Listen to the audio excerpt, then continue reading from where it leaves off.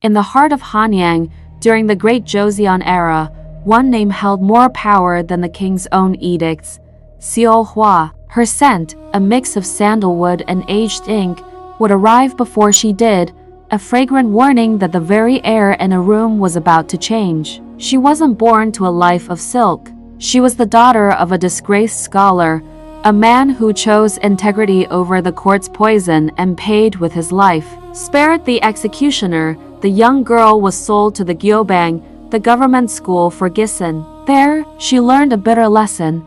A woman's body might be a cage, but her mind could be a blade. By 20, Seol-hwa was no longer a person. She was an institution. Her skin was like crushed pearls, her eyes like ink pools that read the secrets of a man's soul. She didn't just dance. She rewrote the air around her. Her music didn't just play. It made the strings weep for the sins of those listening. But it was her tongue, sharp and educated, that truly terrified the nobility. The first powerful man to kneel before her was not a king, but the man who held the nation's treasury, Minister Park. Known for his greed and cruelty, he came to buy Seol-hwa's knight with a chest of gold. Instead, she challenged him to a game of go from behind a screen. "If I win," she whispered, "you will release the grain stores to the starving north. And if I win," he sneered, "then I am yours." Body, soul, and song, they played for 7 hours. The master strategist found himself trapped not by her beauty, but by her logic. She baited his pride and, with a single stone, dismantled his entire strategy. In that moment of defeat, the minister didn't scream. He fell to his knees in awe, pressed his forehead to the floor, and signed the decree. He left without ever laying a hand on her, realizing you can't cage the sun in a paper lantern. Word reached the palace. King Yi's son, a man losing his grip on a fracturing court, became obsessed. He summoned Seol-hwa not to a party, but to the royal library in the dead of night. He expected a trembling woman. Instead, she entered in a simple white hanbok, the color of mourning, and met his gaze as an equal. "They say you make men forget who they are," the king said. "I remind them who they were meant to be," she replied. "You are a man who is afraid. Your brother gathers an army not because he is strong, but because you have forgotten how to be just." The king drew his sword,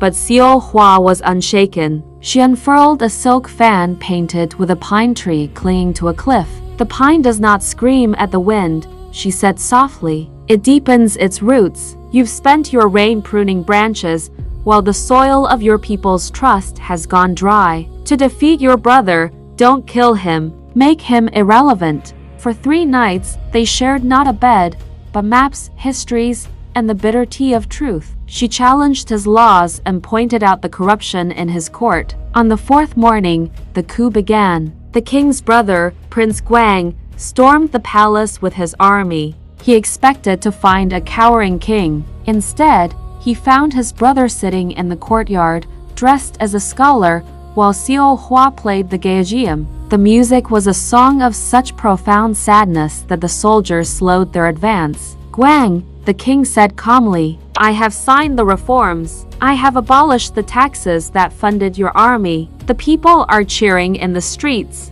If you kill me now, you inherit a tomb, not a kingdom." The prince looked at his soldiers. They were the sons of the very farmers the king had just saved. His rebellion died in the silence between the notes. He dropped his sword and knelt, broken not by steel, but by peace. The king, the ruler of millions, turned to Seol-hwa. He bowed his head until his brow touched the hem of her white skirt. "You have saved the dragon throne," he whispered. "Stay, I will make you queen." Seol-hwa looked down at the king and the golden cage he offered. "A queen is a bird, your majesty," she said. "A gisan belongs to the wind. If I stay, I become part of the palace you must reform. If I leave, I remain the conscience you fear to lose." She walked away, disappearing from the official records of history. But in the tea houses and whispered stories, her legend lived on the woman who never wore a crown, yet made kings kneel, not to her power, but to their own humanity. Thank you for watching. If you enjoyed this story, be sure to like and subscribe for more tales of hidden history.